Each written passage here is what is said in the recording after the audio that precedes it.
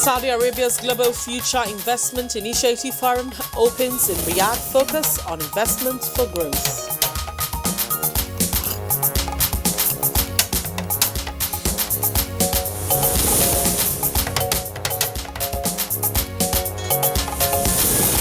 Achieving wider health coverage for all. National Economic Council targets improved health facilities across the country.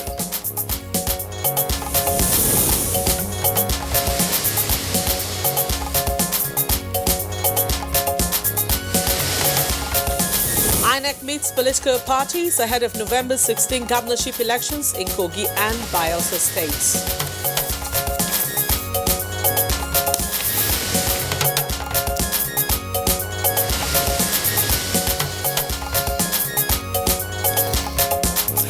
And on Good Morning Nigeria today, we shall focus on the menace of illegal rehabilitation centers in the country. It's not an issue of beating, malice, and harassment. It's daily. And we want the government to continue searching for such places and deal with them also.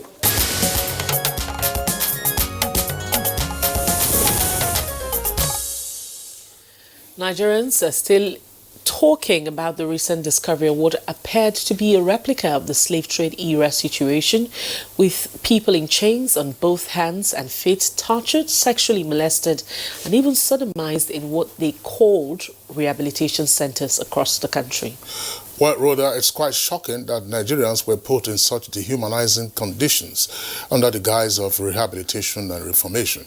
Victims as young as 5 years old were held captive for years, tortured, sexually abused, and starved in these illegal rehabilitation locations. Well, the discovery and subsequent raid on such centers began when the police in Kaduna freed 190 inmates, including 77 children and 113 adults, from what was believed to be an Islamic school in Rigasa community of Igabi local government area of Kaduna State, and it's believed that 7 teachers were arrested at that particular location. Absolutely, Rhoda. And just a few weeks later, at the Malam Nega Rehab Center in Rigasa, another center was also raided. Of course, this is the same community. This time, over 140 captives, men, women, and children were rescued, along with four foreigners from Cameroon and Niger republics. And let's not also forget the horrifying images that emerged from the legal center in Zaria, where inmates had some appalling stories to tell. Another one of such centers was shut down in Zaria, with 11 inmates liberated and 4 teachers arrested by personnel from the Nigeria Security and Civil Defense Corps. Similarly, 2 teachers were also arrested and 15 others freed during a raid in Yola, the Adamawa State capital, in one of such schools. So far, Ilorin is the latest of such discoveries, where about 108 victims from an illegal rehab home were also rescued, this time by the police. In fact, we can go on and on as more centers are being exposed and then shut down following the president's directive for the police to find, raid, and free victims in all such illegal rehabilitation centers anywhere they might be. Well, the good thing is also that the owners of these illegal rehabilitation centers have been arrested and brought before the law as we speak. The 6 suspects involved in the running of Malam Niga's Rehab Center in Rigasa in Kaduna State have been remanded in correctional facilities until the 6th of November 2019. Well, it turns out that the process of moving the case to the High Court has been the jurisdiction to hear the matter is still ongoing. Well, with the alarming number of illegal rehabilitation centers discovered so far, how many of such places are probably still in existence where Nigerians are being tortured daily? Now, the centers claim to be certified to rehabilitate persons, but the conditions therein were obviously dehumanizing. And how was it possible for the operators to have carried on freely, as it were, and for so long? Also, what plans the state authorities have to set up, equip, and properly fund rehabilitation centers in the country? These questions and more will have answers in the course of today's edition of Good Morning Nigeria. I'm Rhoda Anonam. We thank you for joining us.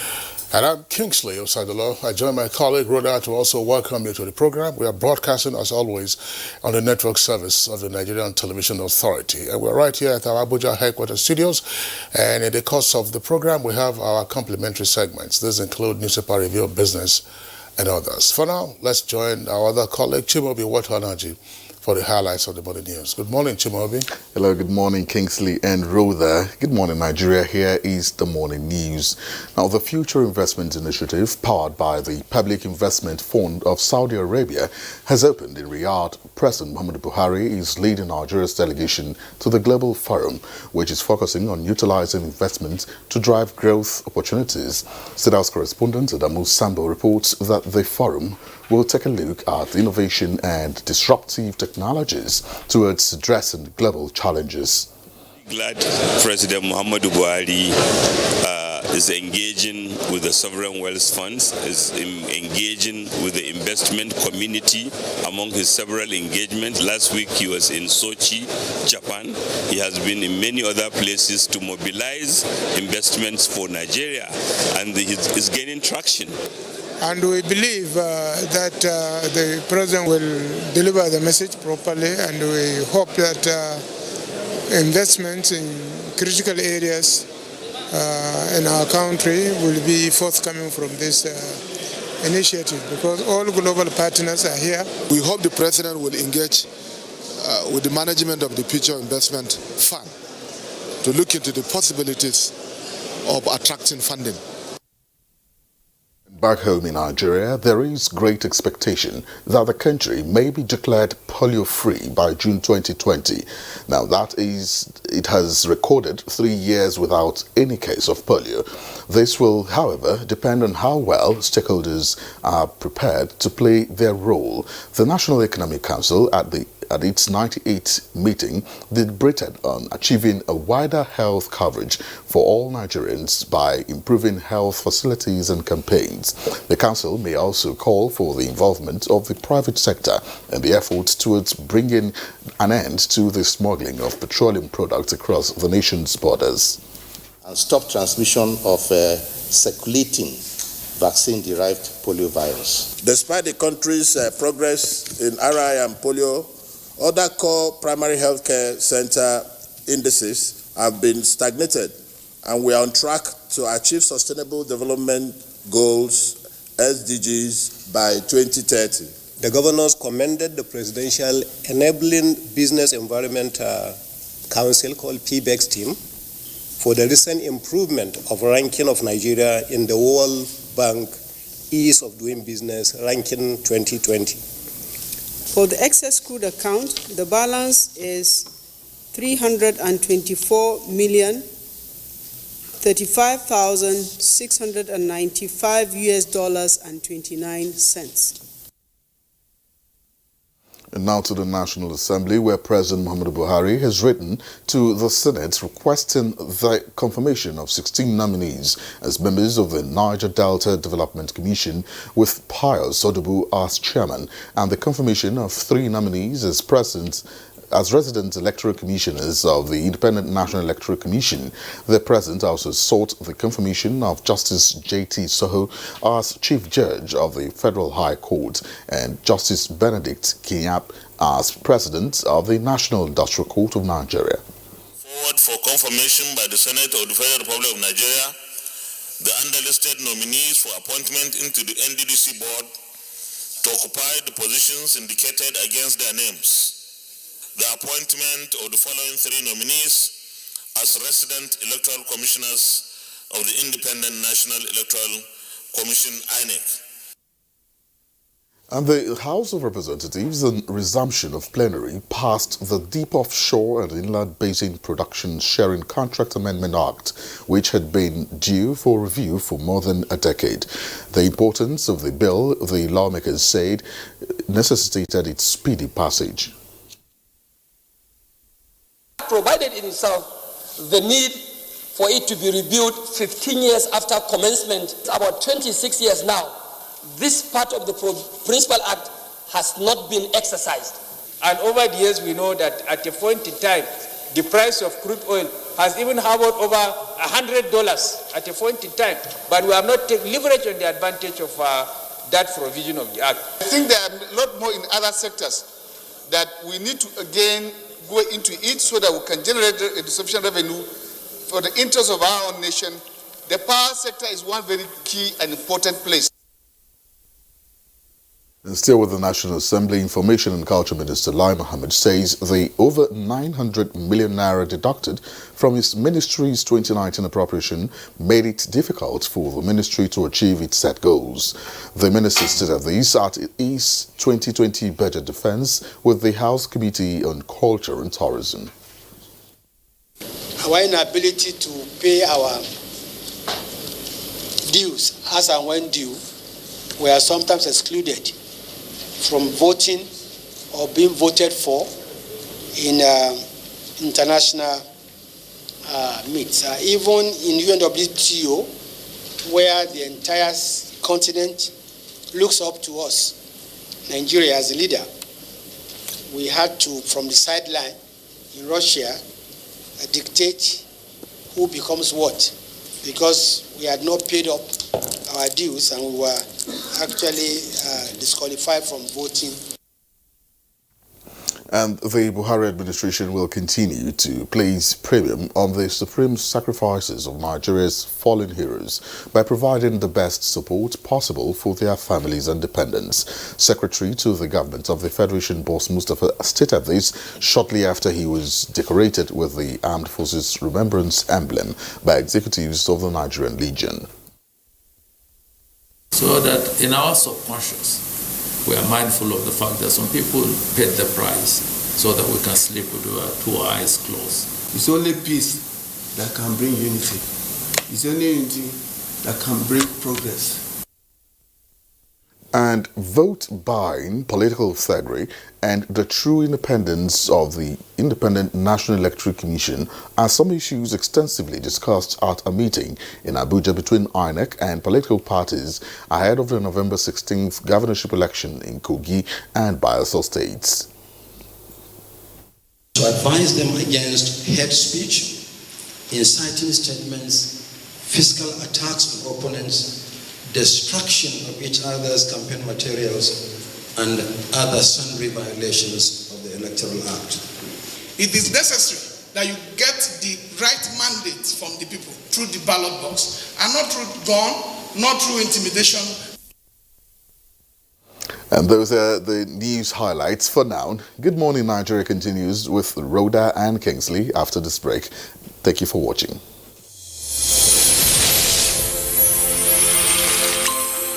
The new edition of TV Guide is out, exclusively taking a look at the traditional television and new media. Are they comparable or complementary? Media industry players give perspective on the trends, progress, challenges, and the way forward. Find out on this compelling edition of TV Guide. Expository interviews with stars of the tube within our space. Becky Madojemo of NTA, Utibe Umore of AIT, Nifemi Oguntai of TVC, and a host of others. TV Guide, your indispensable companion, also feature Iya Modina. I'm the CEO, Managing Director of Iya Modina Sister Restaurant. I choose to serve. Shut up your mouth. Let me finish. A TV drama series on NTA. Let's get to meet the characters behind Iya Modina. This edition also presents exciting features on tourism, culture, entertainment, sports, health, and lots more. Grab a copy at the vendors near you or any NTA station nationwide. TV Guide, your indispensable companion.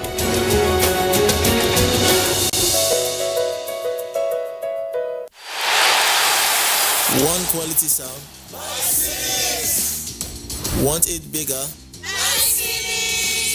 Want affordable? Buy Cynics. Bigger, better. Nigeria Diaspora Investment Summit 2019 holds on the 6th to the 8th of November 2019. The summit will take place at the Banquet Hall Presidential Villa, Abuja, Nigeria. Theme: leveraging diaspora resources for economic growth. Sectors: agribusiness, education, training, healthcare, entertainment, sports, hospitality and tourism, infrastructure and real estate, manufacturing, extractive industries, telecommunications, technology and innovation, waste management and environmental remediation, transportation. For registration, visit www.ndis.gov.ng. For participation and sponsorship, please call 090-177-77008, 0817-2244-660. Convened by the Nigerians in Diaspora Commission.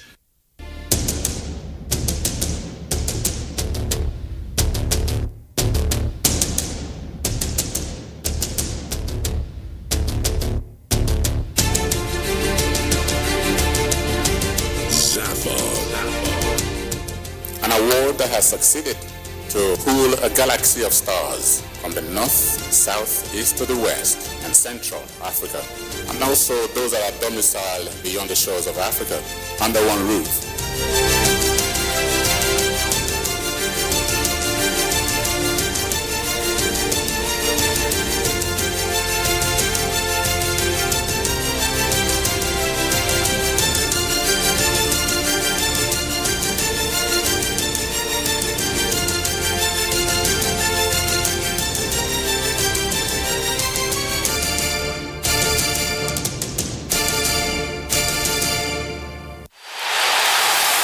Want quality sound?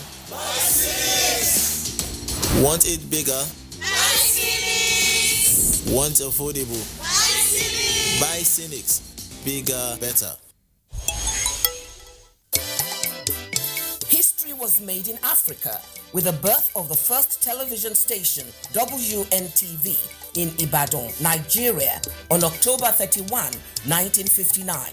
I have great pleasure in formally launching Western Nigeria Television, first in Africa. Television in Africa clocked 60 this year. It's time to celebrate this remarkable achievement.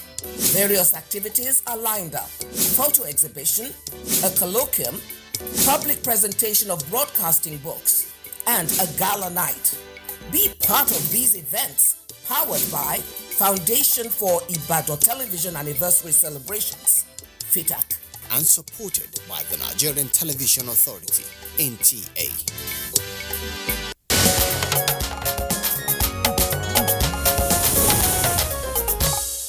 You're welcome back, and if you've just joined us, you're watching Good Morning Nigeria. Now, in the world of business, auditors have taxed on professionalism in a bid to complement the fight against corruption. Now, let's join Abdul Karim Surin for more details on this and other stories trending in the world of business. Training and retraining of auditors in Nigeria is key to the actualization of the fight against corruption. This is why the 49th biannual conference of the body of federal and state auditors general in Abuja focused on seeking out ways to engage their services for the actualization of the transparency and accountability in the handling of government business. The Auditor General of the Federation, Mr. Anthony Aini, pointed out the need to squarely address the challenges facing auditors in general, both at the state and national level. Expectedly now, in this standalone financial statement, it is required that you have separate audit opinion on the standalone financial statement before this standalone financial statement are even consolidated by the Accountant General of the Federation, and a consolidated financial statement prepared, which the Auditor General for the Federation will examine and report upon. And now we head to the floor of the Nigerian Stock Exchange.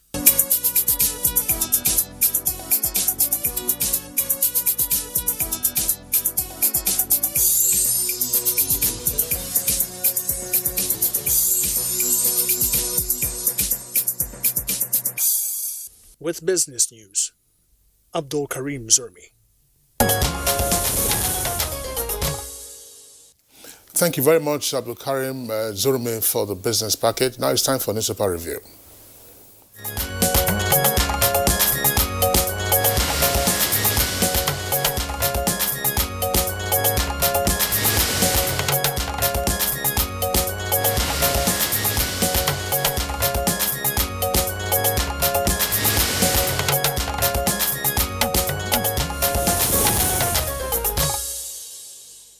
Our regular newspaper reviewer, Bayo Toyobi, as always, is here to give us more in-depth and more insight into our review this morning. Bayo, good morning. Good morning, Rhoda. Good morning, Kinsley. Good morning, Nigeria. All right, we have a couple of papers with us this morning. The Daily Trust, the Leadership, and of course, I think the Guardian. But first, let's begin with the Daily Trust. On the Daily Trust, just below the nameplate, it's the yellow fever kills 115 in Katsina local government. That's on page 6 of the Daily Trust. And Supreme Court hears Atiku's appeal against Buhari today. That's on page 13. Governors reject conditions for budget loan repayment. That's on page 8. And the big story, of course, that's the lead on the Daily Trust this morning. Federal government moves to regulate social media space with 2 rivals there. NUJ supports moves. CSOs kick, lawyers defer, and only anarchists will kick against plan. Those are the 2 riders to the lead story. Now let's just go take some stories at the foot of the paper, just below the picture story. Nigeria, Benin border closure, big blow to regional integration, says Ghanaian president. That's on page 10. Operation Positive Identification violates human rights, says Reps. That's on page 8. And finally, our economic growth plan at risk, says federal government. That's on page 4. Those are the stories on the front page of the Daily Trust this morning. And taking a look at the front page of the Punch newspaper, first there is a different figure posted here above the nameplate. It says 18 die as yellow fever hits Katsina community. This one says 115. 115. But Punch is reporting here.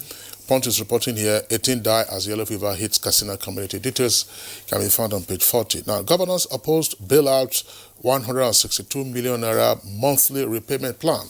That's attributed to the federal government, with details on page 19.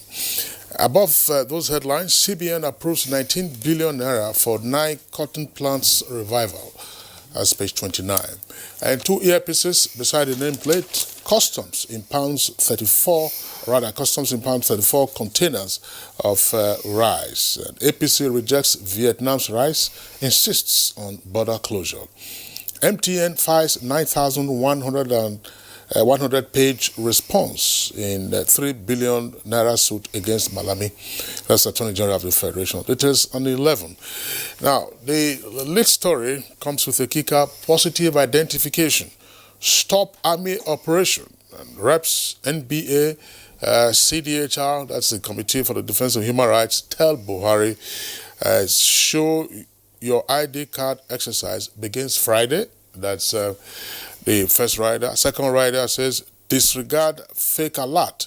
Military advises Nigerians. That's on page 2. Now, the 2 photographs there, they are related to the seizure by the customs of expired rice and drugs in containers. This was at the Tinkan Island port in Lagos yesterday. Now, flood sacks scores of communities in Benue. And then EFCC, ICPC to track Kogi and Bayelsa vote buying. That's according to INEC. Resign before you are caught. CASU tells Randy lecturers. That's page 19. 25 fleeing Kogi inmates recaptured, 97 missing. Poly lecturer arraigned for alleged job scam. That's page 5. And Bochi probes 41,448 ghost workers on state payroll. And Bayo, let me take leadership, a few of the headlines very quickly, and then it just reverts to you. Leadership newspaper, below the nameplate: Nigeria to cut oil production cost to $10 per barrel as National Assembly summons 17 oil firms over 81 billion naira debt. Army redeploys 9 generals. And the bailout here, as reported earlier from the Punch, is the lead story for the leadership newspaper. And also the story there on fake news: federal government goes tough on social media, dismisses allegation of gagging the press. Bayo. All right, let's start with the Operation Positive Identification. The House of Representatives has passed a resolution calling on President Muhammadu Buhari to impress on the Nigerian Army to suspend Operation Positive Identification, which is planned by the Nigerian Army with effect from November 1 across the nation. The Army last month actually commenced Operation Positive Identification for persons passing through the northeast states of Adamawa, Borno, and Yobe. However, there are indications that this is to be extended nationwide. The House of Representatives minority leader moved the motion that such an exercise is not only a violation of human rights of individuals, but also setting the nation in a false state of emergency. The operation is to, according to the army, is to seek bandits, kidnappers, armed robbers, ethnic militia, as well as cattle rustlers across the country. So what it means is, therefore, if you are not a soldier, you probably are one of these identified persons they are seeking for, except you can provide an identity for that. And they have appealed to the commander-in-chief to call on the army to stop that. On the issue of social media, the Minister of Information has clarified that government has no intention of stifling the press, neither is it set to gag Nigerians. However, it is stressing and drawing attention to the danger of fake news and as well as hate speech. Nigerian Union of Journalists is in support of the move, while civil society organizations and some lawyers have, as usual, kicked against it. The NUJ says this is very necessary because sanity needs to be introduced into the social media because it is completely going out of control. Hate speech is not recognized as and should not be accorded freedom of expression. That is the position of the United Nations. Similarly, fake news is falsity, and therefore the two of them ought not to be accorded what is respected as freedom of expression. Freedom of expression has a lot of responsibility. If you are passing information, not only must that information be true and not false, but it also has to stay away from discriminating against persons based on either their sex, their gender, ethnicity, or patently discriminatory. Talking about states, 35 states have protested about the federal government's intention to recover 614 billion it gave out as bailout. The initial proposed payment was over 20 years, and by that, each state was to have a deduction of about 252 million for monthly for that period. However, the central bank intervened and spread it to over 30 years, which has brought it to about 162 million. Yes, the state governors are saying, yes, we want to pay, well, we can't afford to pay 162 million without jeopardizing the activities in our states. Guess what? The Nigerian Golden Eaglets came up top yesterday, 3-2, beating Ecuador. Nigeria scored in the 5 minutes. Ecuador got an equalizer through an own goal from a rebound from the goalpost. However, Ecuador was lucky when they got a penalty that, to my mind, is questionable because a defender was trying to clear the ball and an attacker deliberately put his foot in front of him, and in the process, he was down. And VAR awarded penalty against Nigeria, so it became 2-1. But in the 85th minute, Said was able to pull back and it became 2-2. And in the dying minute of the 89th minute, Said got his hat-trick. And that tells you the resilience and the undying spirit of the Nigerian Golden Eagles team. They won their second match and they now have 6 points. Yeah, topping the group. That's topping the group and, of course, qualifying for the next round. Yes. All right. Before we take the editorial, you already made your comments on the positive identification that the military is set to embark upon beginning Friday, which is the 1st of November this year. I think it's a matter that is likely to cause quite some uproar if it's not handled because of its delicate nature.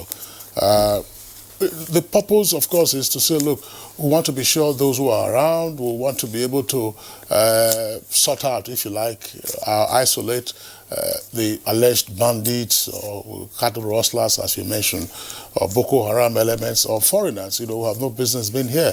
Well, as one of those entities I've said, I think is the Committee for the Defense of Human Rights, this is not strictly the responsibility of the military. And if you were to do it in the Northeast, which is the main theater of operation, that would be understandable. But to now extend it to other parts of the country, one question that will arise almost immediately is, look, is the country under a state of emergency? Yes, that is the deductions that has been made. In fact, at the House of Representatives, that was the argument, that the army is unilaterally declaring a state of emergency across the nation. It can, like you said, it can be understood if the intention was in the Northeast, because the genesis was that they had dispersed the insurgents from Sambisa and they were scattered everywhere. And therefore, if we were passing through any of those three states, please have an identification because they are in the process of checking. That can be understood. But to extend it nationwide, it simply means every Nigerian is categorized as in that bunch of criminals, and except you can produce an identity to say otherwise, you have to. Women who are over 80 years old, or farmers who are in the villages or in other localities and they move from the village to the urban centers, or persons who have no job or who are Nigerians, artisans, do they have forms of identification? I mean, I think it's something that we have to be careful about. Every day, you are not going to be stopped by the police, which is the law enforcement agency for civil matters, to say, look, show me your ID card, show me your ID card. We're not back to the apartheid era where you had a dumb pass, where you had to have a pass to be in a certain location.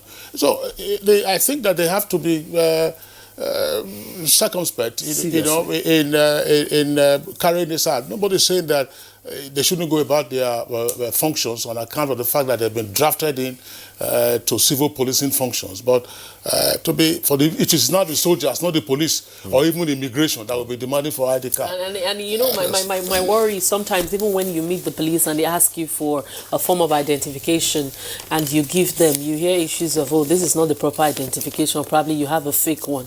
And that's your original identification. You even have a national ID. They will tell you the date has expired and it's not valid. Okay. All right. Well, talking about, let's quickly, before you take that, let's quickly take our editorial. Yeah. And it's on the New Telegraph. It says, Executive Legislative Parley on 2020 budget. I'll just take the paragraph that's at the middle there. It says, we want to sound a note of warning to members of the National Assembly not to abdicate their constitutional responsibilities in budget process. They must realize that by presenting the budget to them at a relatively early date, the ball is now in the court of the legislature. Yes. Before I go to that, Kingsley was talking about 80-year-old woman farmer. Yeah. There is a 96-year-old man, the oldest in Kiyi community, who got married to a 73-year-old woman, Rukaya, in Piri. And she has moved into the man's residence. Actually, the man was a widower. He lost his wife about 20 years ago. He married another woman, and the woman was taken away by her children. And she saw this other woman, Rukaya, 73, and they got married. The interesting thing is that his son, his grandchildren, his great-grandchildren were all there as part of the ceremony. And the man, when he was visited, was having a honeymoon, enjoying a dish of tuwon dawa prepared by the bride. But however, the interesting thing and most challenging is the development in Uganda, where another man married an 83-year-old woman who is said to be a virgin. The only virgin, the oldest virgin in history, according to Guinness Book of Records. So, expect another miracle that helped Abraham and Sarah to have Isaac. And of course, I'm sure you heard of the woman in Kenya. The woman in Kenya that married 3 husbands. What do you call that? I don't know. Yeah, it's been trending all week. Multi. No, that's polyandry. Polyandry. Yeah, it's tolerated in some societies in Asia and parts of Africa, but of course it's prohibited here in Nigeria. Cultures frown at it. It's on the other hand, it's one man, and then a harem of wives. But you don't be surprised. There could be one or two isolated communities where this goes on. I will be not yes, surprised in Nigeria. if women groups are saying if men can be polygamous, why would women be allowed to be polyandry? Polyandrous. Yeah.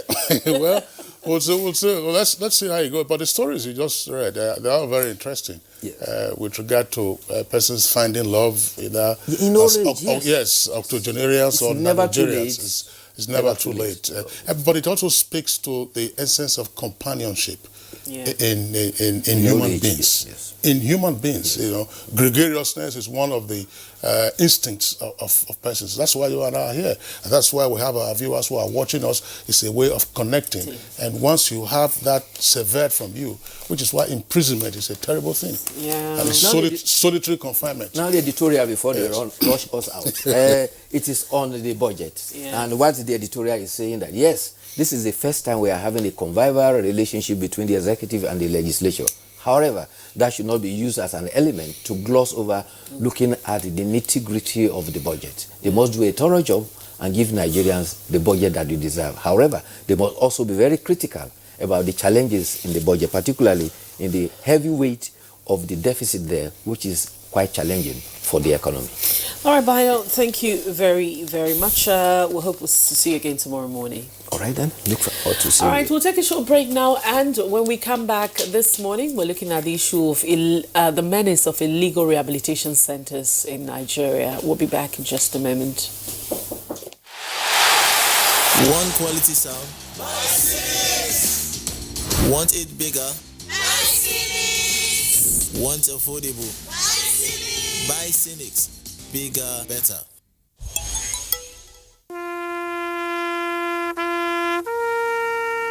They are there at the crack of dawn. They are there busy preparing while we rise for our day. They are there silently, guarding, waiting, listening, and watching. They are there ready in the sky above and the waters below, in the blistering heat of the day, in the dead of night, willing, indefatigable, determined in the defense of the sovereignty of our country. They are our first line of defense and our last. They who have paid the ultimate price in defending us. They are fathers and uncles. They are mothers and sisters and girlfriends and boyfriends. They are brothers and cousins and best friends and neighbors. They are classmates, colleagues, and citizens of this nation. They are our defenders and deserve our respect, our prayers, our thoughts. Nigeria, please support our armed forces.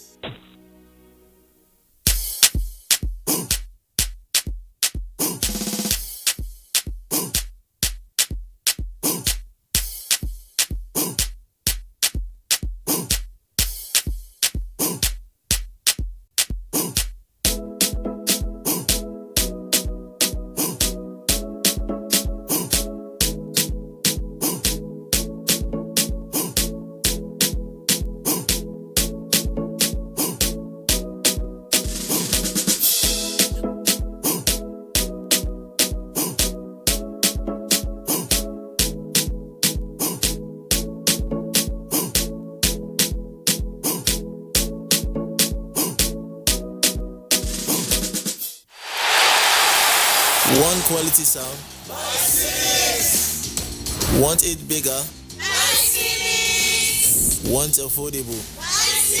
Buy Cynics. Bigger, better.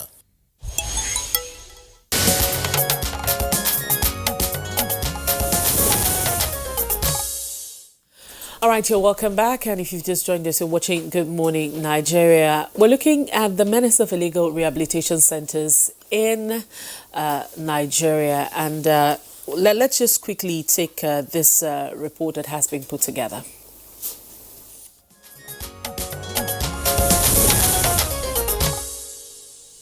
I was brought here because I smoke India hemp, cigarette, and I go to club.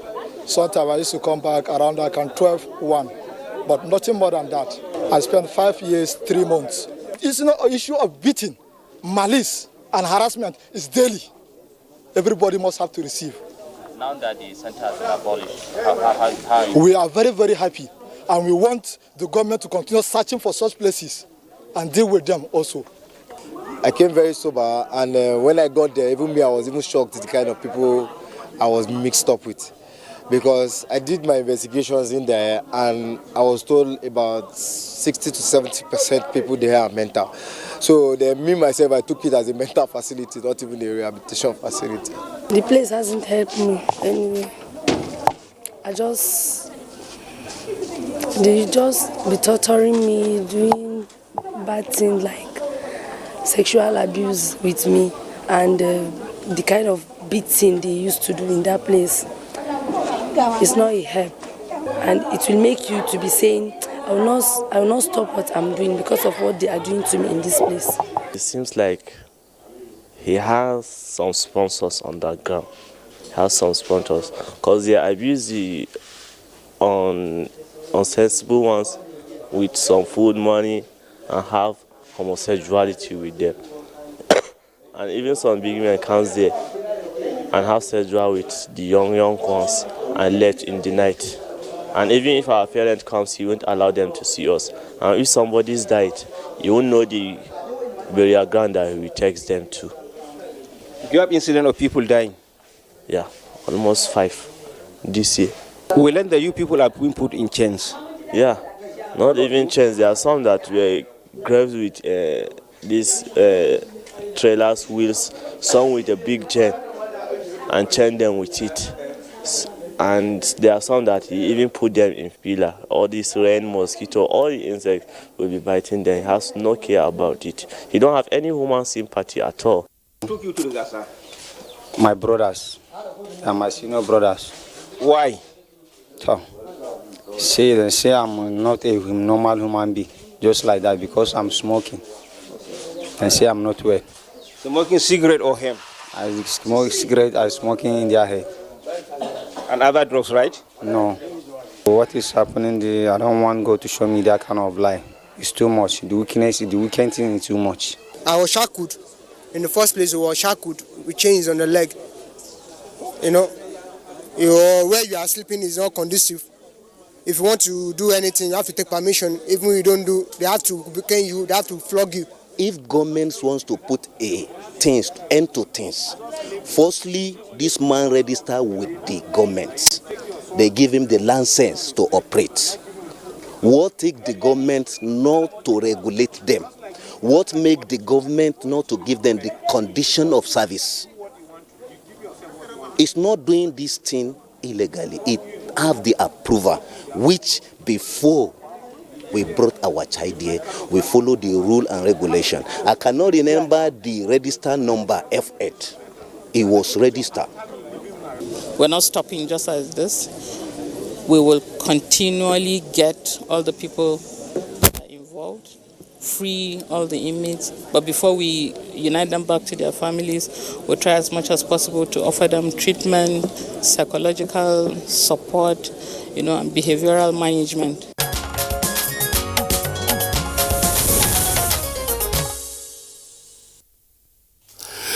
All right, that's a very touching background there. We have guests with us here in the studios as well as from our network centers. Rhoda? All right, we have with us here in the studio, I'd first like to introduce Ngalali Ajuri. He's a Senior Special Assistant to the President on Public Affairs. Thank you for joining us, Ajuri, this morning. Thank you and good morning. Good morning. And also we have here in the studio Abdurrahim Okbotu Shaibu. He is the Director Legal NAPTIP. Good morning and thank you for joining us on the program. Good morning to you. Okay. We have in Lagos, we have our DCP, Frank Mba, who's in our Lagos Center. He's the Force Public Relations Officer. DCP Mba, thank you for joining us this morning. Good morning, Nigerians. It's a pleasure always to be on this platform. Thank you very much, DCP Frank Mba. In Kaduna, we have Suleiman Dabo. He's an honorable member of the Kaduna State House of Assembly. Thank you very much for being a part of the program this morning. Good morning. All right. And also, I think... we'll have other guests who will join us later. That will be from Kano, I believe, from our network center in Kano. Let's begin this conversation, Rhoda, by first going to Deputy Commissioner of Police, Frank Umba, who is the Force Public Relations Officer. DCP Frank Umba, well, a number of the so-called rehabilitation centers have been busted in different parts of the country, and literally hundreds have been freed from the dehumanizing conditions in which they were found. What exactly are we dealing with here? Is it illegality gone horribly bad, or we just had illegality right under our noses? Everybody walked past.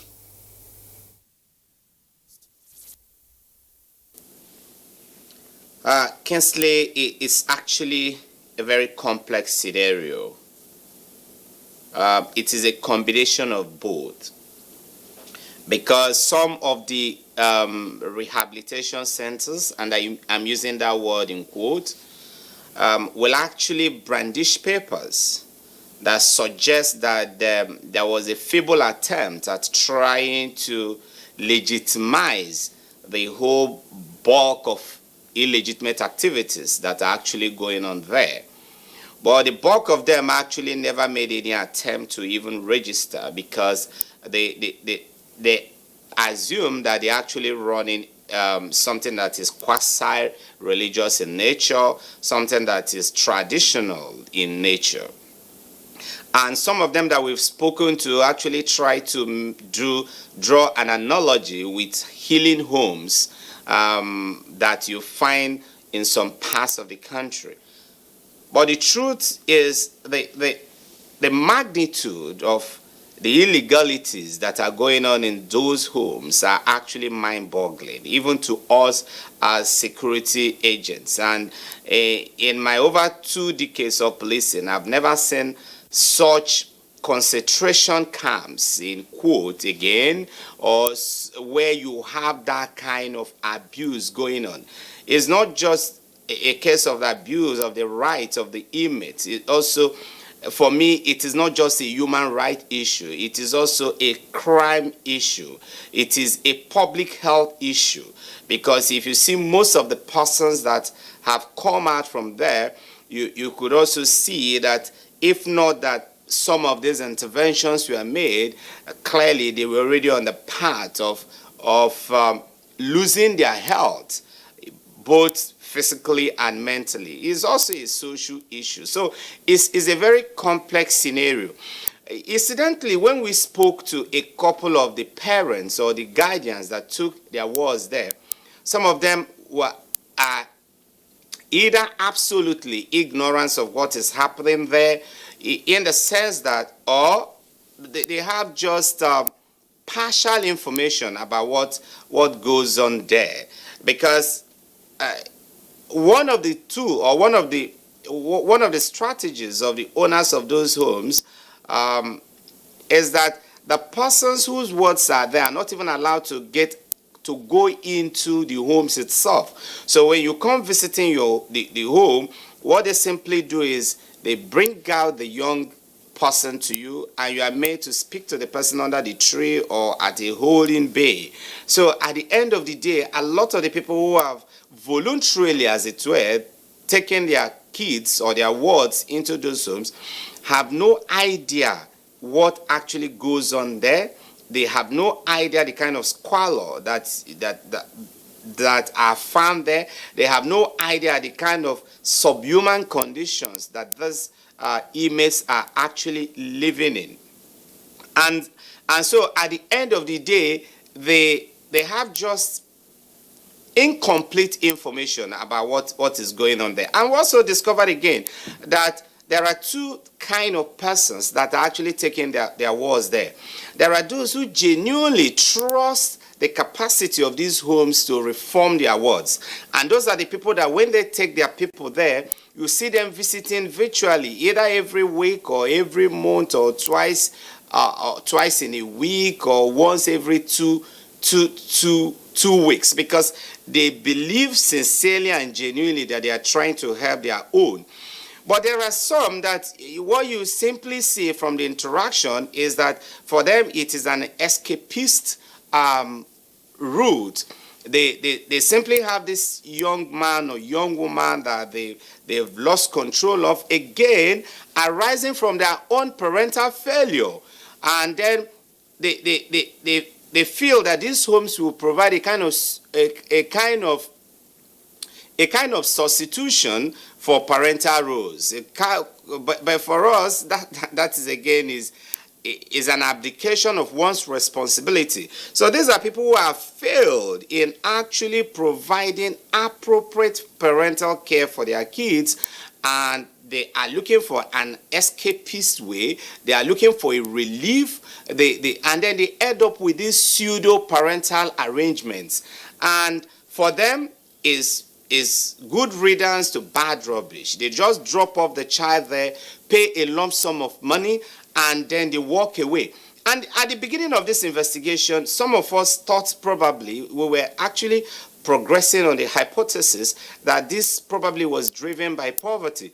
But when we look at the caliber of some of the persons there, we look at the amount of money that some of their parents either paid in bulk or paying instrumentally to maintain their wards there, then you discover that this is purely not a system that is driven by poverty on the part of the parents. As a matter of fact, the persons that are running those homes are capitalists, because they make a lot of money running those homes, and they are not rendering those services as pure charity. And for me, any reformation attempt that is not built on love, that is not built on care, that is not built on rule of law, that is not driven by real passion, cannot succeed. Even a doctor, if you go to our hospitals, doctors and nurses that are distant, that distance themselves from what they do,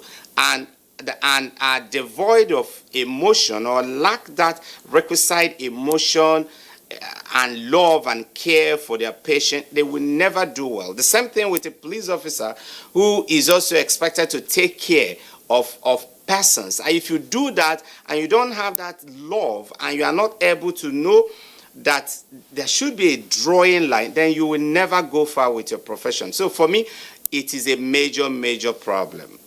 All right, thank you very much, DCP Frankenba. Lots and lots of issues you have, talking points you have raised this morning that we'll continue to talk about here. But then I'd like to bring in Ngilali Ajuri from your reporting angle. I know that you have had to deal with this issue. What do you make of all of these illegal centers that are being busted? Thank you very much, Rhoda. First of all, let's acknowledge the origins of what we now are referring to as illicit or illegal rehabilitation centers. Originally referred to as Gidan Mari. In fact, in Hausa, Mari refers to an actual physical restraint, a kind of a chain.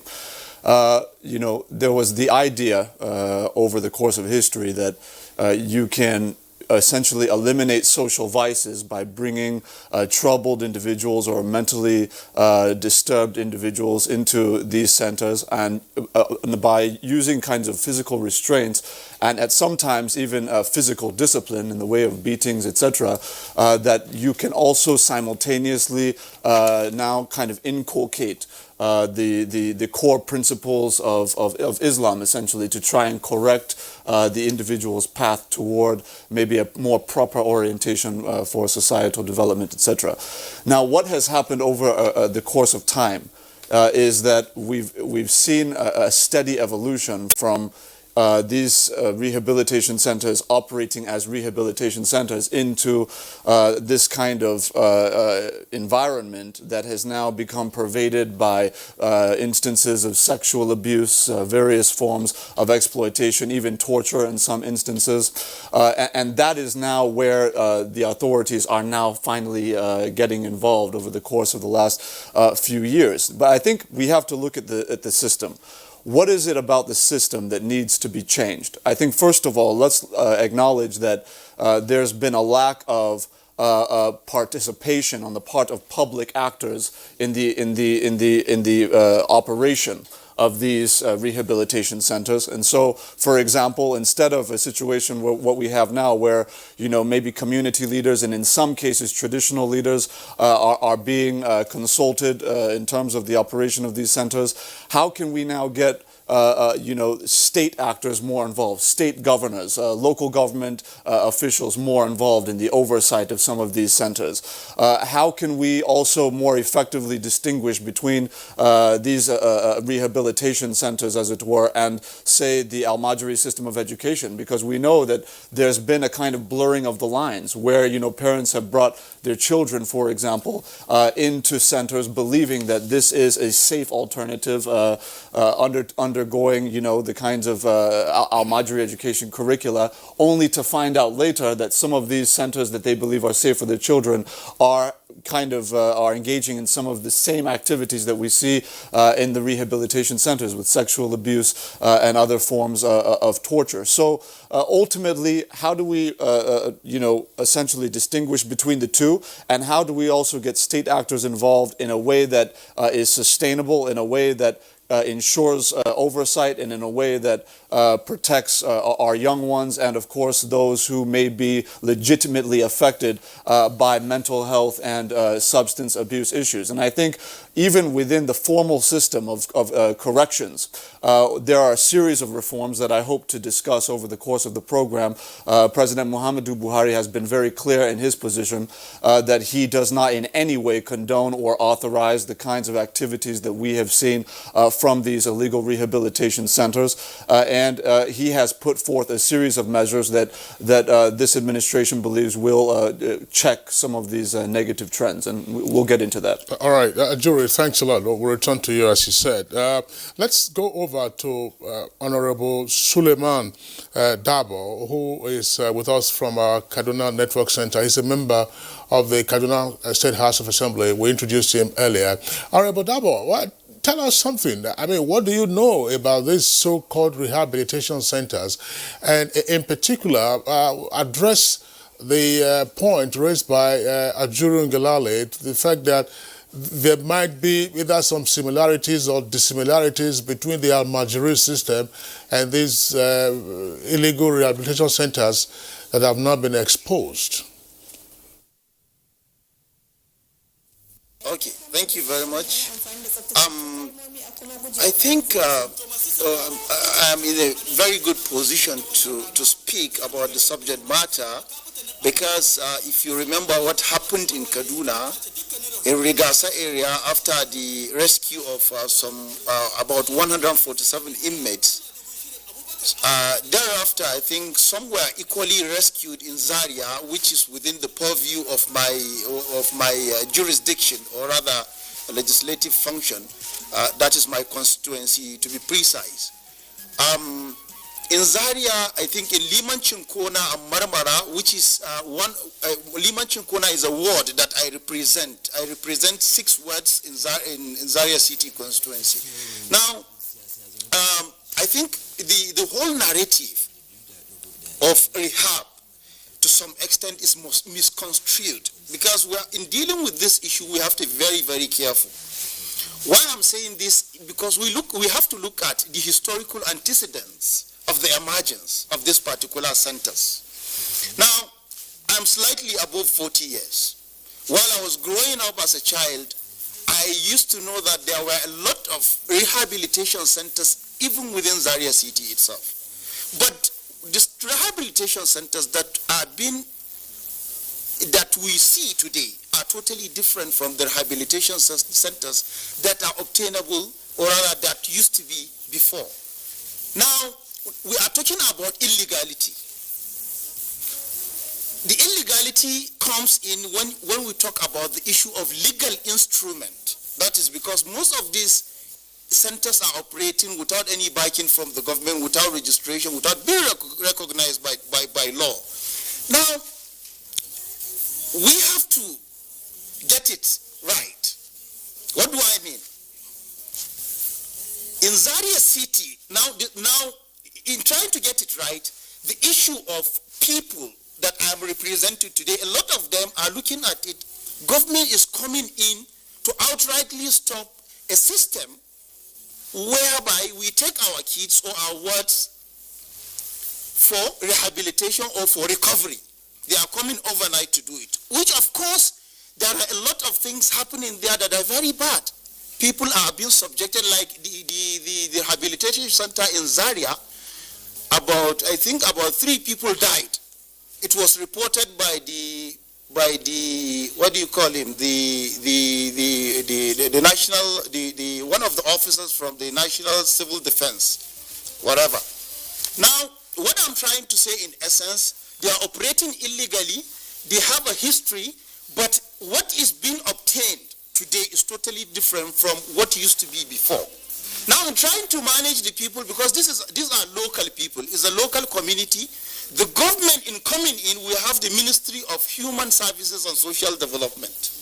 They have to come in because in one of the reports that you put before starting the program, I think somebody was mentioning what will stop the government from liaising with these centers, ensuring registration, ensuring that they have an operational guideline in such a way that the practice will be recognized by the law, will be it will be humanly possible.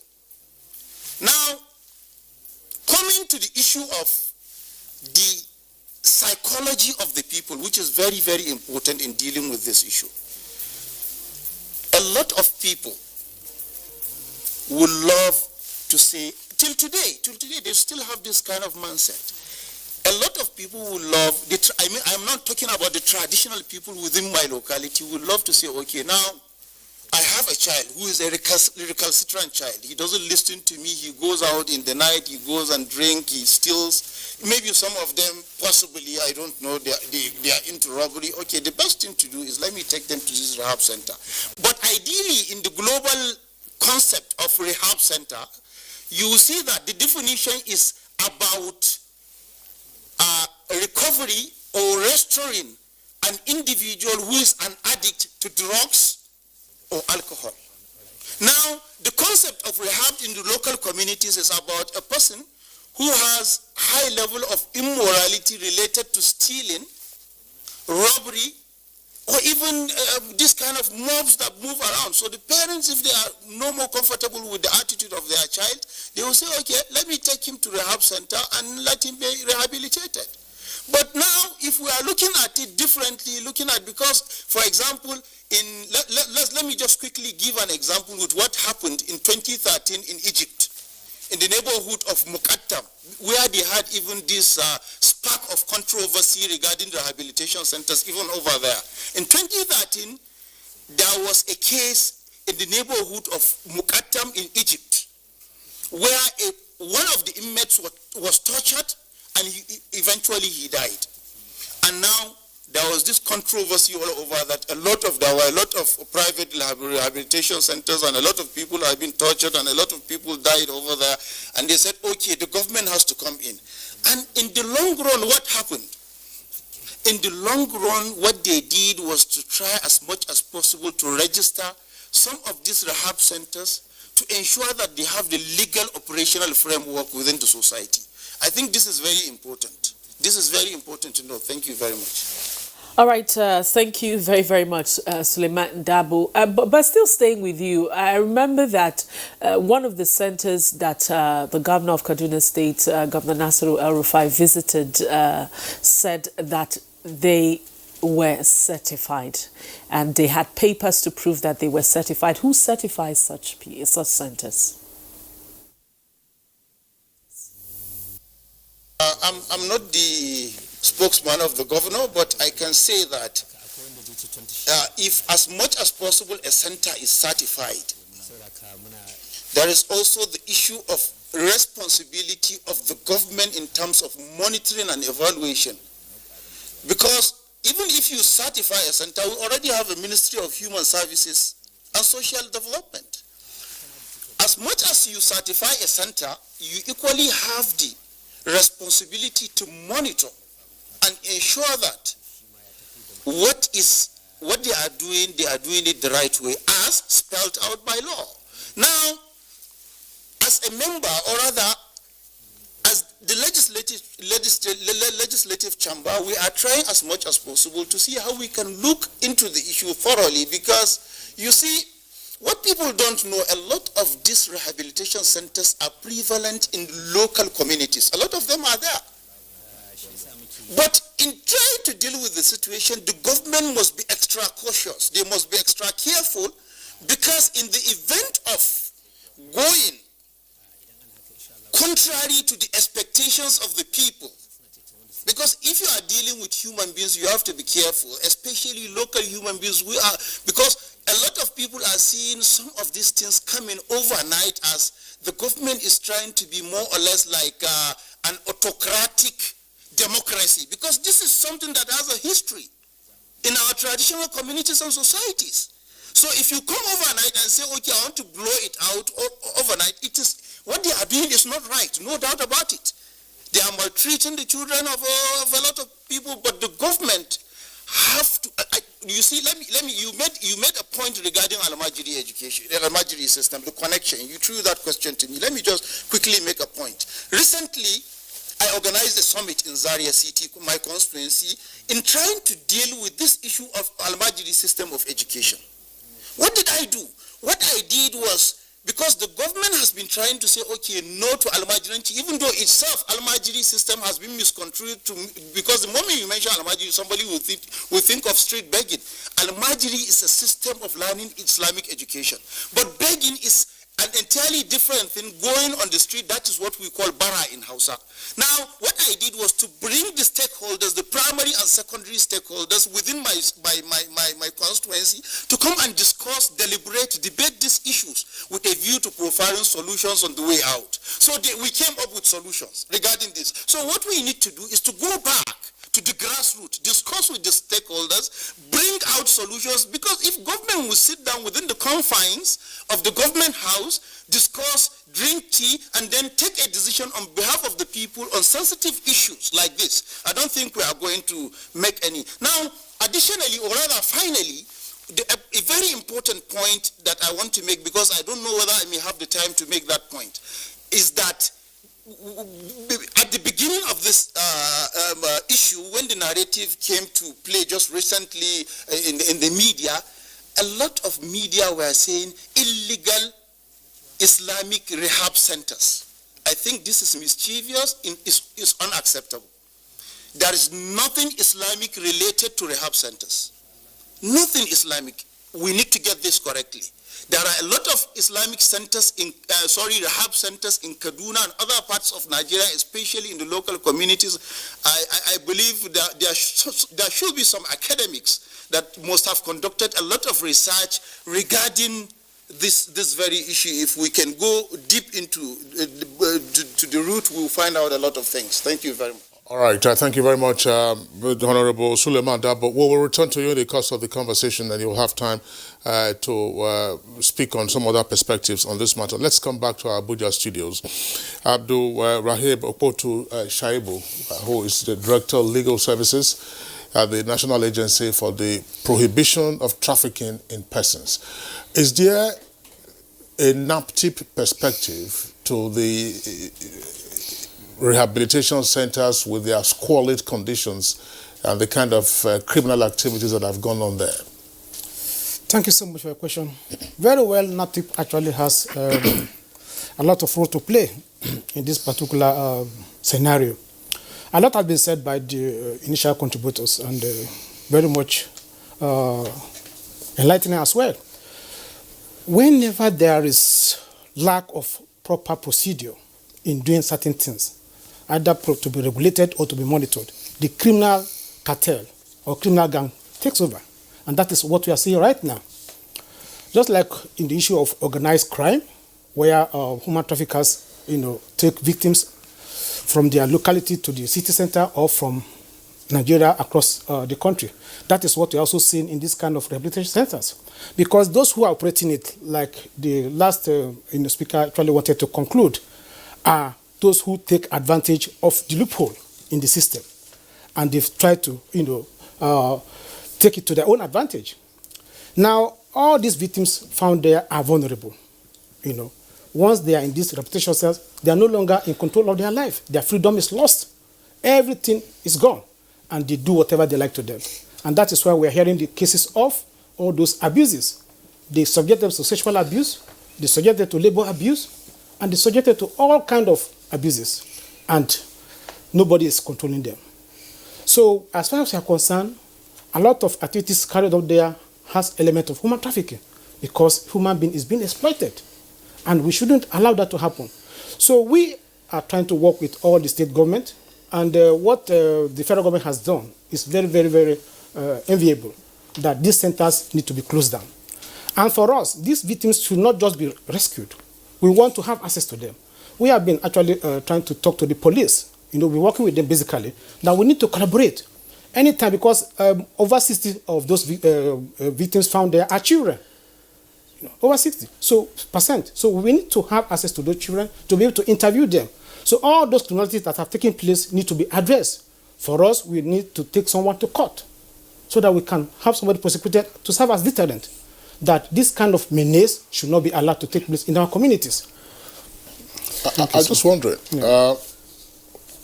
did NAPTIP advert its mind to this kind of atrocities before the stories came into the open a couple of weeks now? Oh, honestly speaking, we never ever believed that such, what just like Francis Umba mentioned, concentration camps exist.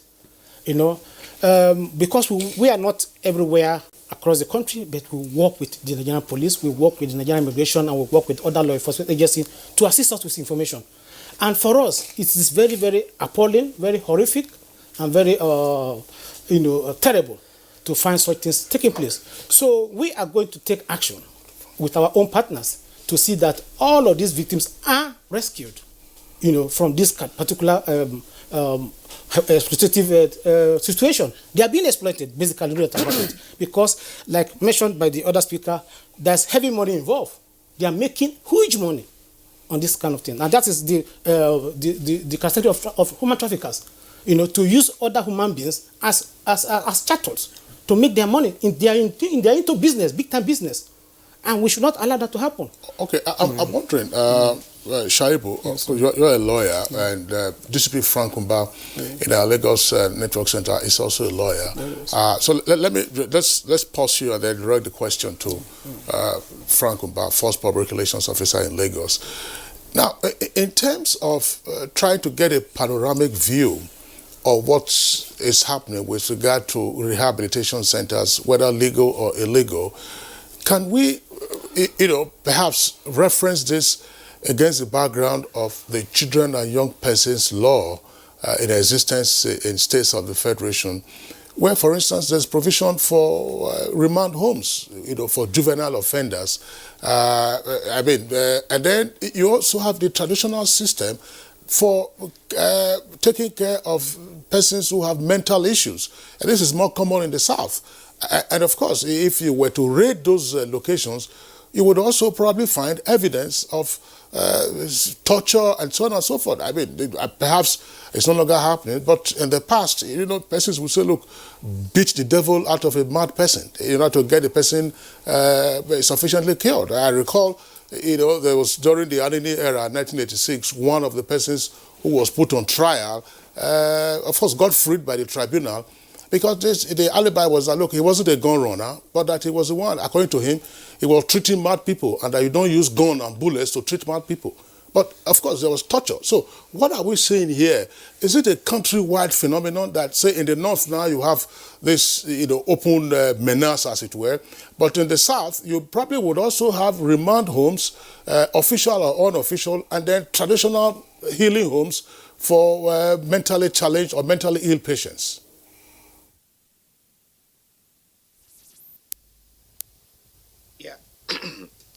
Kingsley, there is a whole lot of nexus between what is happening in some of these homes and actually how they amount to infractions on Children and Young Persons Act and the laws you've just mentioned. The truth is that even at the beginning of my speech, I did make reference to the fact that in the southern parts of this country, you will also find some healing centers and deliverance centers, particularly with some of the churches, some of the white garment churches, for example, where, just as you say, they believe that you can, in the course of delivering someone from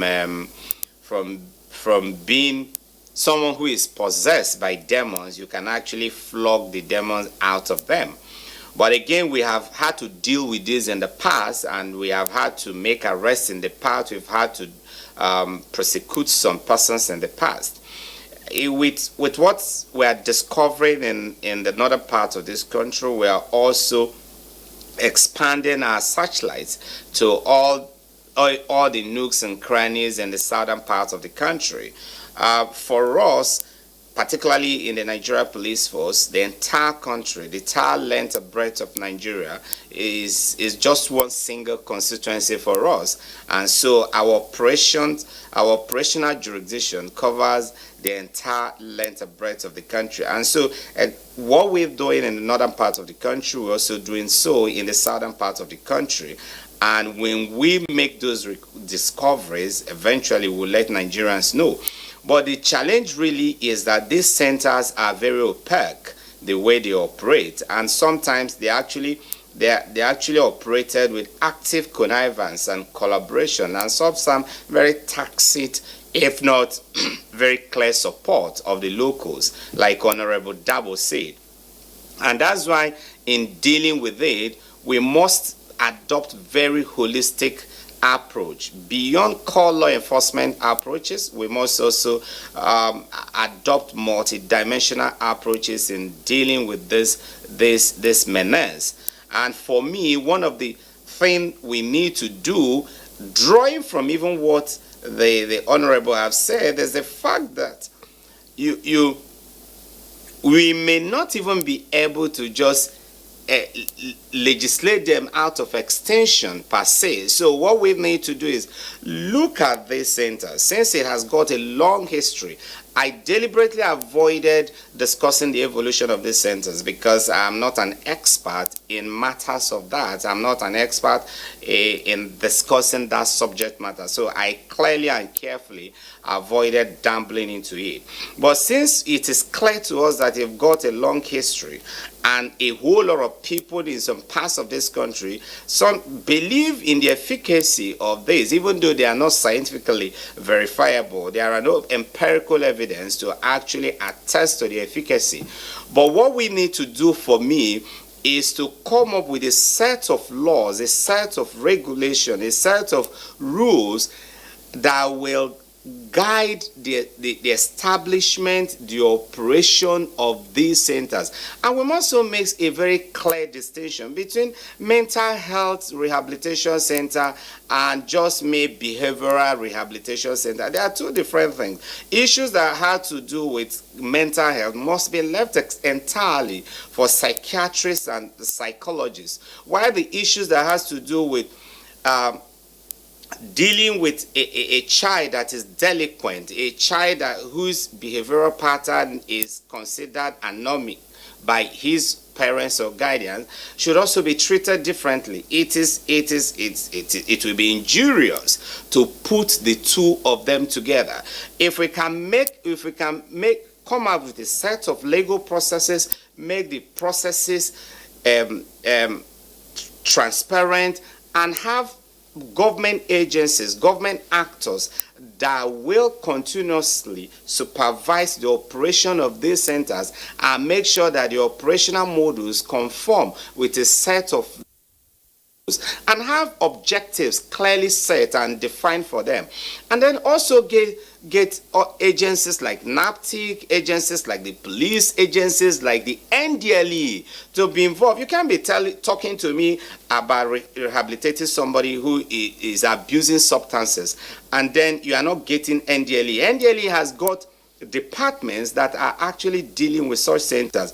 There are also civil society groups that have capacity to train some of this person. So if there's going to be a convergence of learning, Islamic scholarship, and then a deliberate attempt at character reformation, then we must define their curriculum clearly and work collaboratively to achieve these set objectives for ourselves. But like I've said,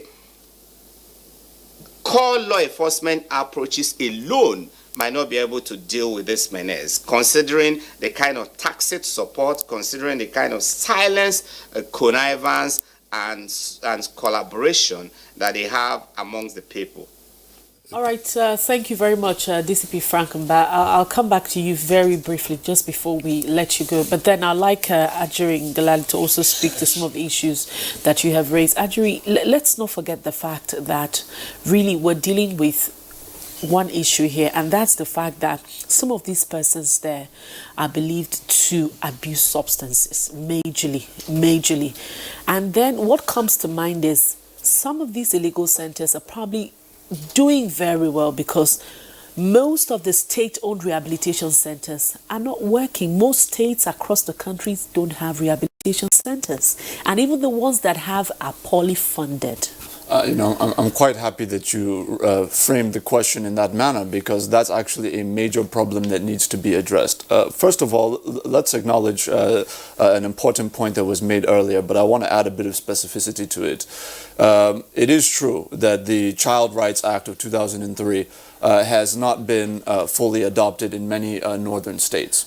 And that's important within the context of this conversation, because that provides the framework through which we can now ensure that some of the abuses that are being perpetrated in some certain Al-Majri facilities, as well as some of these rehabilitation centers, are continuing to be perpetrated. So that's going to be something moving forward that I think will need to be looked at by governments within that region. And indeed, enforcement is actually an issue around the country, but the formal adoption and the implementation is something very important in the region. Let me also say that to your point about the absence of, kind of formal rehabilitation infrastructure around the country, it's absolutely true. What we have generally seen is, as a result of kind of the stigma that's been placed upon mentally disturbed, or in some cases individuals who are suffering from the effects of drug abuse, has created a scenario in which families tend not to report some of these activities, and they tend to look for informal means of settling some of these situations. The DCP mentioned, the use of prayer, the idea that you can physically beat some of these, issues out of a person.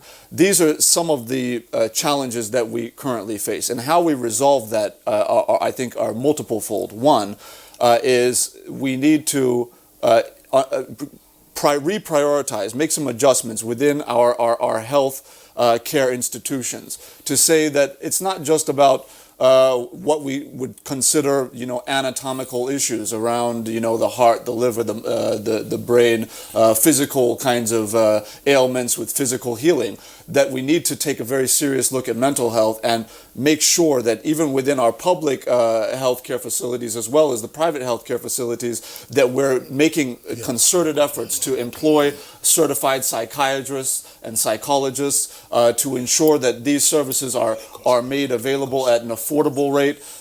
That's one. And on the other end, we also have to ensure that our state governments begin to prioritize social development centers, rehabilitation centers. If you go to other parts of the globe, you would find that there are specific centers that are really preventative in nature, where people can talk about the temptations they're facing, about the issues they have. We don't really have that infrastructure. And even within our formal system, it was just in August when President Muhammadu Buhari signed into law a very important reform bill that essentially is going to transform what was the Nigerian prison service into the Nigerian correctional service. And it lays out a series of steps that are now going to to be taken, aside from the physical infrastructure, where we're building brand new prisons across geopolitical zones of about 3,000 inmate capacity to kind of off-take some of the overpopulation we're seeing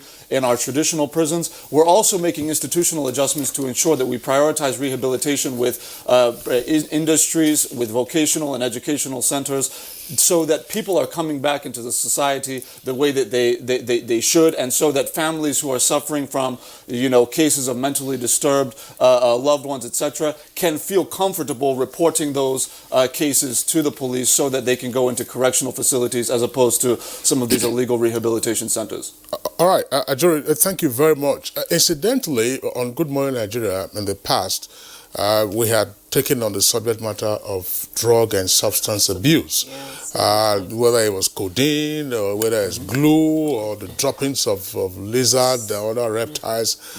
We've had NDLA officials, we've had experts, we've had persons who have also overcome all of this. But one issue that was always a bit of a challenge has to do with the availability of formal rehabilitation centers. We discussed it on Good Morning Nigeria. Today, we were actually expecting a former Director General of the NDLA to be with us. He's also a member of the Presidential Committee on Drug Abuse, but unfortunately is not able to be with us on this program today, which is what is taking me back to DCP Frank Uba. That's maybe our last question for him before we sign him off. There is a Presidential Committee on Drug Abuse. We know that there are many perspectives to dealing with this. You have also talked about the role of other agencies. Drug abuse, they'll be talking about demand and supply. But here is an issue that has to do with rehabilitation and then having to knock on, if not break down, traditional walls involving reformation and rehabilitation. One challenge that we have also identified in our polity is the fact that agencies or institutions tend to work in silos. Now, with what is staring us in the face on account of what has been busted from the so-called rehabilitation centers, what in your opinion would be the best way to go to ensure that there are proper linkages between the police, NAPTIP that is here with us, NDLA, and in particular, the social welfare department, such as Ajuri has said, of the state governments. I mean, not just sufficient to issue licenses or certificates, and then these guys are left to operate on their own steam, as we have seen.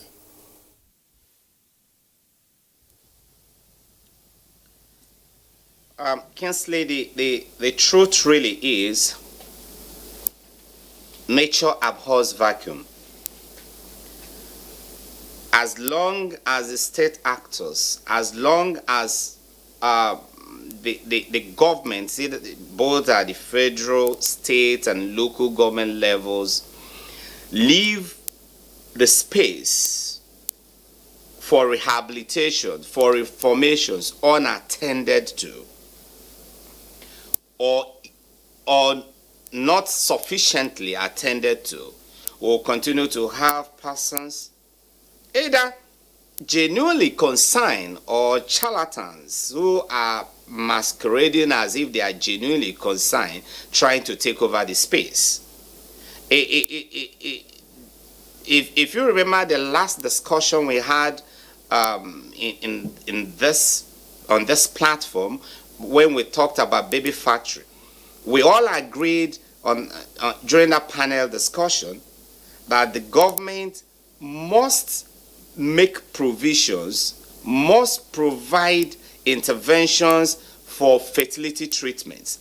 As long as you don't have those kind of intervention, persons desperate about having children will always go, they would desperately seek any way at all to get those children. And that's part of the things that are driving the baby factory syndrome. So just the same thing you've just raised now, the linkages between demand and supply. If there are parents out there desirous of this kind of services, and we are not providing them an opportunity, we are not providing them a platform, we are not providing them those services, they will desperately, sometimes genuinely, sometimes out of love for their kids, seek out these services from anywhere. And that's when this kind of reformation homes will take advantage of them. So for me, we must take take the space out of these people. We must go into this space, dominate this space, provide these services, come up with new legislations, come up with new guidelines, build linkages between the operations of the police, NAPTIC, NDLE, the social welfare services of the state government, and again, with the new path that the correction services are taking, they also must be incorporated. And then we find a way of developing a paradigm shift that will begin to provide these services in very scientific manner, provide these services with government support, and sometimes subsidize these services by government, so that we can take the space back to ourselves and then drive it in a normal way, drive it in compliance with rule of law, drive it in compliance with international best standards, drive it in compliance with human rights practices that are obtainable everywhere in the world. Thank you very much, DCP Frank Mba. As always, we thank you for your thoughts and time. But just before I let you go, I know usually we'll take you from our studios here in Abuja, but we're taking you from Lagos this morning. So what's happening in Lagos? Yes, we've been in Lagos since the beginning of the week. It is actually a retreat and conference for senior police officers of the Nigerian Police Force taking place here in the commercial city of Lagos.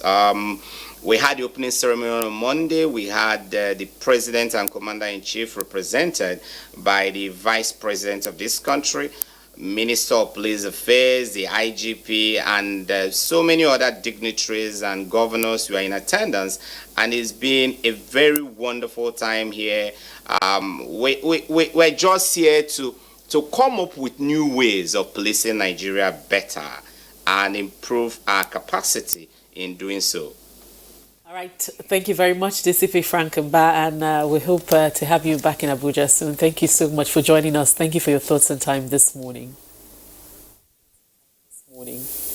All right, we'll take a short break now, and when we come back, just a reminder that we have tweets from our viewers, and we'll take them when we come back. But then you can still be a part of this conversation if you tweet at us at our Twitter handle at NTAGMN. Let's take a break. We'll be back in just a moment. One quality sound. Want it bigger?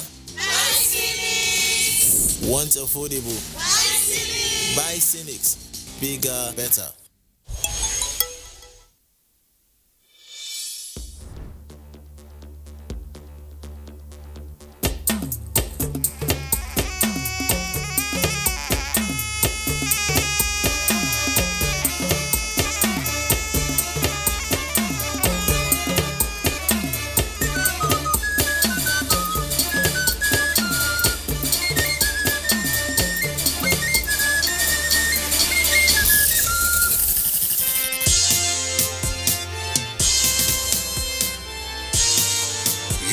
About to witness the commencement of the most stimulating and compelling contest on television.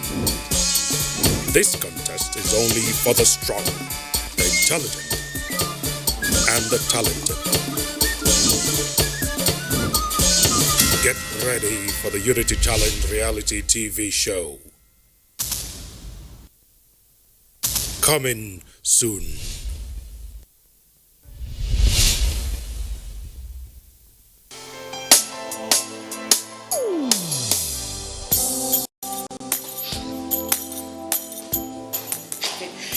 Chief, good morning, sir. You are here already? No, now my spirit day, my body day for house. What kind of question is that? Were you not the one that fixed this meeting for 8 a.m.? You are now coming by 10 a.m. and start asking me jab questions. But Chief, now, I'm sorry. Don't you also go late for meetings sometimes? You know now, African time. No more African time. And no more pancaking of face during office hours. At the end of the day, we will lose valuable time. We will not make progress. If we want to move this nation forward, we must treat business as business and respect time. Change begins with me.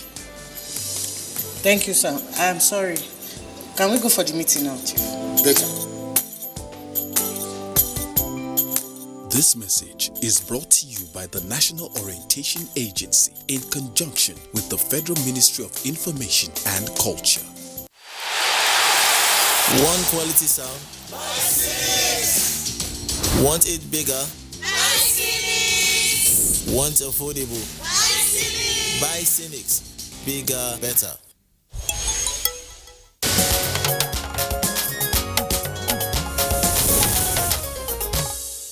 All right, welcome back, and it's still Good Morning Nigeria, reaching you on the network service of the Nigerian Television Authority. As my colleague Rhoda indicated, we have a number of tweets that have come in. We'll quickly go through those tweets now and then return to our guests. Cecilia Okoroma has this tweet. The major issue is that Nigerians don't speak out when they see evil being perpetrated around them. What kind of rehabilitation centers are those where young, able, sane persons are changed? I'm sure they are captives who have been kept, brainwashed, and eventually trafficked abroad. And Adjacent Phoenix says, though these rehab centers may look undesirable, the impacts they make on some children are good, but the illegality factor always plays out at some point. Maybe government should involve some of them in a dialogue to ascertain their usefulness. I've seen a child who is a potential armed robber that was changed to a normal being by one of these centers. Government should engage some of the illegal rehab centers, license them, and provide a mode of operation for them. Well, this is coming from Akejo Olagbaju, and says that this is the failure on the part of state and local governments. Rehabilitation centers are managed by governments as best practice to ensure that inmates' rights are respected. We have a Ministry of Social Welfare, and the states should take up the responsibility. And this one is from Francis Obi. He says, they came due to the demand which the government could not satisfy. There's a need to study each of them and then upgrade them, and the government should now open more. Nature does not have a vacuum. Abdul, now the failure of the authorities to establish these rehabilitation centers gave rise to the creation of these illegal centers. The country needs these centers in view of the rising antisocial behaviors of some individuals. And this one is from Law Alpha. He says all these rehabilitation centers should be brought to the fore in order to ascertain their true operations and activities, as some of them come out more hardened criminals. Some rehabilitation centers are best described as torture centers, taking into consideration the latest experience in Kaduna.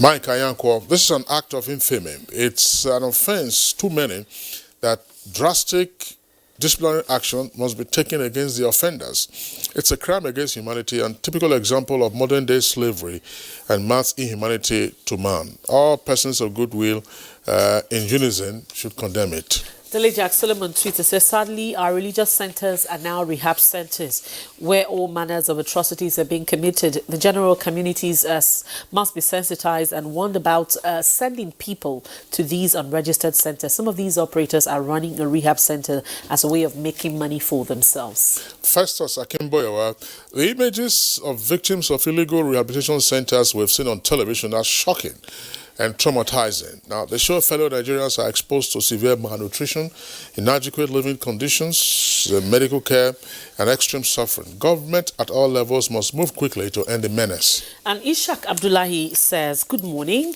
What are the factors that cause the establishment of these unconventional rehabilitation centers?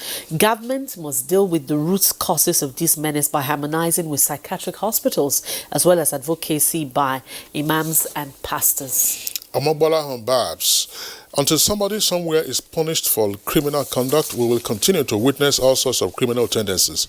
Our judicial system needs a total overhaul. A judicial system that takes forever to deliver justice doesn't speak of a society that yearns for growth. And this one is from Okwama Chokuma. It says, on this issue, I suggest that government, through the security forces, continue to uncover the illegal rehabilitation centers all over the country and provide phone numbers for the general public to inform them so as to make this exercise more easier and faster. Titus Monday Knock. Government needs to clamp down on illegal rehabilitation centers and build regulated ones across the country. It's unfortunate that some religious bodies are involved in it. And this one is from Utolo Sunday. The fact that these centers, so-called illegal rehabilitation centers, are other ways for drug abuse to thrive because there are no standard health facilities in these centers, thereby undermining the essence of the establishment. Governments must do more to uncover these centers. Now, Ishaq Abdullahi, part of the problem is the failure of some government agencies, such as NDLEA and social welfare departments and our community leaders in their responsibilities.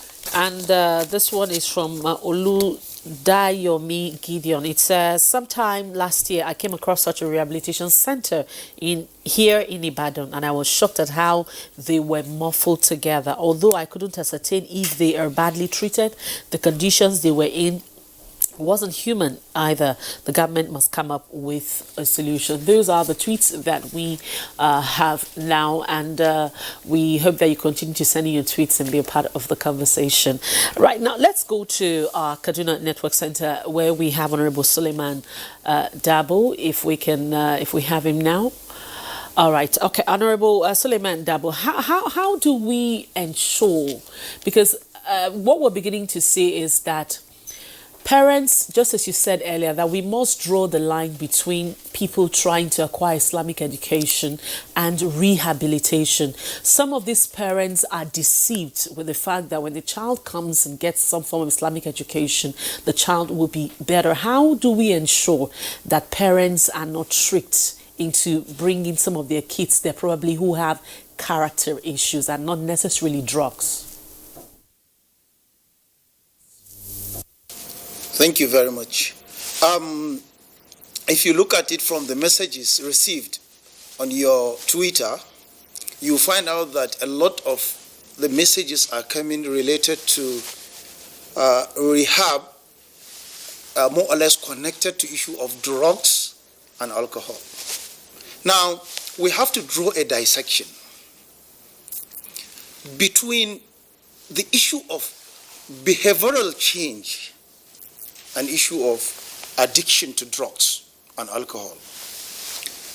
As I said earlier, most of these local communities, they have their own peculiarities and they have their operational framework, even though they operate illegally. We have to make it very clear, categorically clear that most of these centers are illegal. But let me put some issues, very important issues.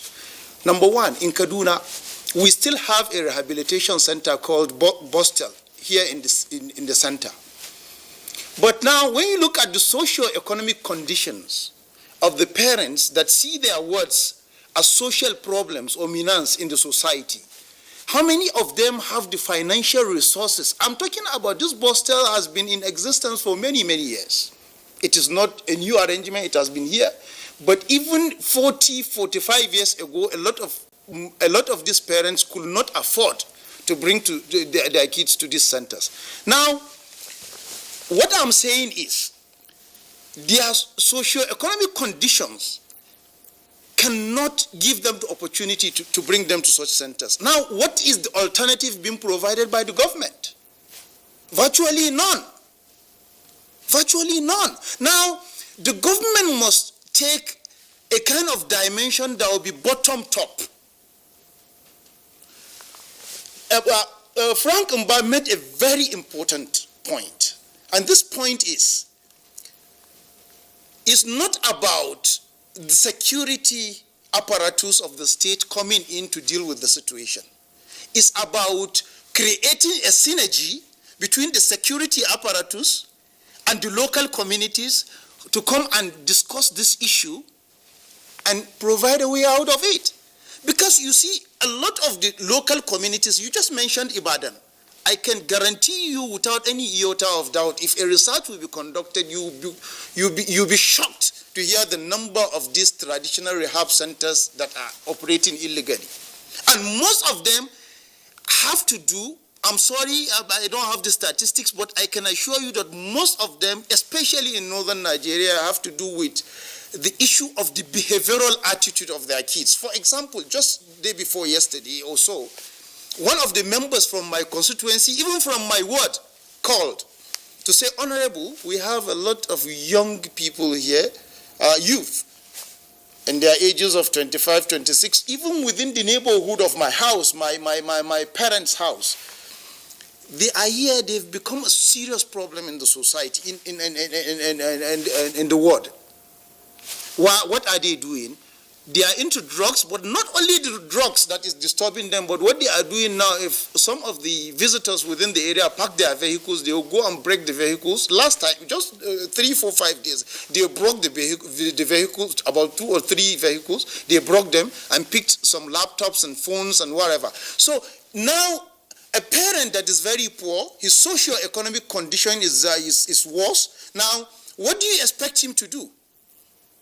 He will resort to looking for such traditional illegal rehabilitation centers to seek for a way out. But if there is an arrangement from within the government, I think people will begin to seek to take that as a last resort, as a better platform to deal with the situation. So I think it's very important that we get it right, because sometimes when you tell, this is something that has a history. It has a history. So we have to look at the historical evolution of these rehab centers in the different communities or different localities. When we look at the historical evolution, then we say, okay, something that has history, you cannot come overnight and say, okay, it must go off, because it's like an ideology. Ideologies, you cannot, systems can fail, but ideologies remain there, because already some people were part and parcel. A lot of local people, they see that as, they even see it as legal, because they don't know how to dissect between illegal and legal, because you have to be maybe educated, certain level of education to even differentiate between what is legal and what is illegal. So we have to deal with this issue with highest level of caution. Thank you very much. Thank you very, very much, Suleiman Dabo. He's an honorable member of the Kaduna State House of Assembly. Thank you so much for coming on the program this morning. All right, very quickly, Adjorin Galali, let's get your closing thoughts on this issue. Yeah, well, I think we should appreciate that one minor area of disagreement with the honorable member is that I don't think that the young people, for example, in the northern part of the country are different from the young people in the southern part of the country. I think the challenge that exists, that may be a bit more peculiar to the northern region, is, the cultural practices around, for example, many homes that only have a mother, for example, that's present, where you have a father who may not be present, may have several wives, several children with each wife, and given the level of poverty, the wives are now kind of battling, looking for areas where they can essentially reduce the burden in the household and get involved with Al-Majri education, sometimes even rehab centers. So I think ultimately what the long-term solution is, and Mr. President has been very clear about this, is ensuring that through NEC, this administration is going to work closely with the state governors to ensure that 0 through 9 education is made compulsory and free for every Nigerian in every part of the country. Because ultimately, if we educate our girl children very early, then it reduces the likelihood that as they grow, they're going to be taken advantage of in a manner that will lead them down the road of the kinds of activities that we see with, overpopulation and, underserved families, etc. So I think these are the issues and these are the long-term solutions. All right. Thank you very much, Adjorin Galali. Just wondering, Abdurrahim Shaibu, to get your closing thoughts as well on this subject matter, it would appear that there is probably no silver bullet to solve this issue. What we have seen now is just an exposure, probably for the first time, of a menace that had been undercover for so many years. If there is a history behind it in the north and in the south, if there's poverty behind it, that poverty of ideas, of knowledge, of where to go, and even of cost, assuming there are former rehab centers of cost, how might we be able to deal with this now, considering the points that DCP Frank Oba made earlier? Thank you so much. This particular menace or problem actually require of a whole of government and a whole of society approach to have it resolved once and for all. It's very, very pathetic what has been happening. For us, we believe we need to carry out a lot of public enlightenment. The parents have to be highly enlightened because the religious bodies actually, they are supposed to play a positive role in this regard, but then the religious forum is also being used as a negative forum to really encourage and cause this particular problem to escalate. So we are calling on religious homes, particularly the Islamic centers, particularly up north. And let's not limit this issue to the northern part, this representation, because we also believe that a lot of things are going on down south, particularly when it comes to this issue of a baby factory where children are being put on hold and not allowed to go somewhere, and when they deliver babies, those children the babies are taken out to be sold out by this criminal gang. So we as a law enforcement agency are doing our part because we'll never allow any criminal element that comes under our radar to go scot-free. Once we are caught, we'll deal with you ruthlessly. But then the public has to do their own part, the parents, the guardians, the society generally, to give out information, because all these things are happening under their nose. And if they are not saying anything and they are not speaking out, then it will continue to escalate. So we are so shocked about what has happened, and we believe if we come together to form a synergy with NAPTIP and the Nigerian Immigration Service as well as the Nigerian Police, we have to work together because we have shelters. Once these children are actually rescued, we believe we should be able to receive them, so that we can put them in our shelter and we'll be able to give the psychological, psychosocial support to them so that they can even reveal everything about it. Because right now, a lot of information has been lost. Now they were rescued, we later heard that they have been rented with their parents, and that is the end of the story. Before we know it, another group of criminals will take them again for another reception center. So we believe we need to come in because we have shelters where we can put all these victims and be able to really talk to them, and they can really come back home properly. And talking about all these, psychiatric centers that are not being properly regulated, we believe that government needs to do a lot. The state government that are involved, Kaduna State and Katsina State government, really need to sit up, because we are talking about their citizens or their nationals or indigenous. They need to really put up structures in place. Because the idea of that fact that we are poor, I don't like that. It's a poverty of idea. Nigerians are generally not poor. Nigeria as a nation is a rich country. So we need to think outside the box to really resolve all our issues. So we believe the state governments, the state government need to do a lot. Because right now they are not doing enough. That's why it has become so much important. Thank you so much. Okwotu, thank you. Shuaibu, thank you very much. But just as we've indicated in the program and through all of the guests, this is not something that's just happening in the north. In the south, we see them as spiritual homes where people are being flogged and chained. That's correct. Yes, that's what happens in the south. They are known as spiritual homes. If you raid those places, deliverance centers, you see a lot of them in chains. They're being beaten, and in the name of being delivered from a mental from the devil. From the devil, yeah. So that's what's happening. We understand. All right, thank you very, very much, Abdurrahim Okwotu. He is a Director Legal, NAPTIP. Thank you for coming on the program. It's my pleasure. Adrian Galali, always a pleasure to have you join us on the program. Senior Special Assistant to the President on Public Affairs. All right, we'll just go over now to our sports desk for some sports news.